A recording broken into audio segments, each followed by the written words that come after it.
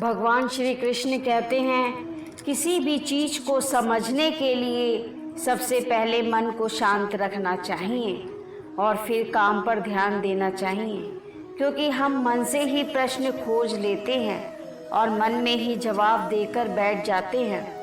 भगवान कृष्ण ने मन को शांत रखने के लिए दो चीज़ें बताई हैं। भगवद गीता में भगवान श्री कृष्ण कहते हैं मन का बेचैन होना उसका स्वभाव है।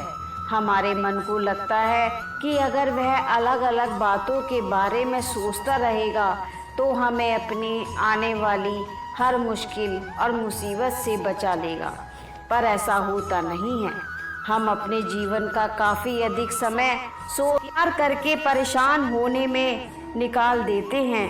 भगवान श्री कृष्ण कहते हैं मन का यह स्वभाव बदलना मुश्किल जरूर है, असंभव नहीं। अच्छा, अब आप एक बात बताइए, क्या आप कुएं को कह सकते हैं कि वो काँव काँव की आवाज़ ना करे, या फिर आप मेंढक से कह सकते हैं कि वह पानी देखते ही ऊंची उछाल ना मारे? हमारे मन का भी ऐसा ही हाल होता है। जीवन में जो कुछ भी होता है, अच्छा या बुरा, हमारा मन उस पर काँव काँव करने लगता है। काँव काँव से मेरा मतलब है चिंता करना, व्याकुल होना। कोई बुरी बात होती भी नहीं है और मन परेशानी की ऊंची ऊंची लपटों में होने लग जाता है। कभी कभी तो मुझे ऐसा लगता है कि हम में से कई लोग सिर्फ परेशान होने के लिए जीते हैं। सारी परेशानी, पीड़ा, दुविधा अक्सर हमारे मन की बनाई हुई कहानियाँ होती हैं। भगवान श्री कृष्ण हमें हमारे मन को शांत और स्थिर करने के लिए दो उपाय देते हैं। पहला ध्यान लगाना या मेडिटेशन करना, दूसरा वैराग्य भाव सीखना। अब ध्यान या मेडिटेशन शब्द सुनते ही आप में से कई लोग कहेंगे कि आप आंख बंद कर सांसें अंदर बाहर नहीं ले सकते। यहाँ हम सब गलती कर बैठते हैं। मेडिटेशन या ध्यान का मतलब सिर्फ आंख बंद कर बैठना नहीं होता।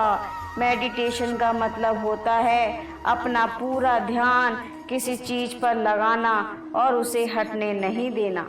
अगर आप रोटी बना रहे हैं तो सिर्फ उस बात पर ध्यान दीजिए। अगर आप पिक्चर देख रहे हैं तो आप ध्यान से पिक्चर पर लगाइए। यह मत सोचिए कि पिक्चर देखकर आप कितना समय बर्बाद कर रहे हैं। जब आप जीवन के हर छोटे बड़े काम को पूरे ध्यान से करते हैं तो आपका जीवन ही एक मेडिटेशन बन जाता है। ऐसी जीवन में शांति, स्थिरता, साहस और सफलता का होना अनिवार्य है।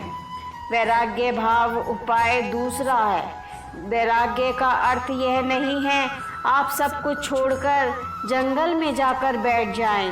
वैराग्य का सच्चा अर्थ है कि आप जो काम कर रहे हैं उसका क्या नतीजा निकलेगा उसकी चिंता ना करें। जैसे अगर कोई इंटरव्यू देता है, आप यह कह सकते हैं कि पूरे मन से तैयारी करें और अपना बेस्ट देने की कोशिश करें। वह नौकरी मिलना या ना मिलना आपके हाथ में नहीं है। इस नतीजे के पीछे अलग अलग चीज़ें हैं जो आपके बिल्कुल कंट्रोल में नहीं हैं। जो चीज़ आपके बारे में सोच नहीं सकती उसके बारे में चिंता भी ना करें।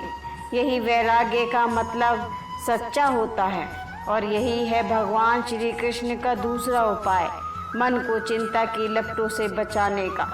याद रखिए, आप पूरे के पूरे इंसान हैं, समझदारी, संयम और कुशलता से भरे इंसान। आपका मन जब भी कोई की तरह अलग अलग बातों पर आपको परेशान करने लगे तब अपने मन को भी प्यार से समझाइए और शांत कर दीजिए। बस अपने ऊपर विश्वास रखिए कि आप कभी बुरा नहीं होने देंगे। बोलो राधे राधे।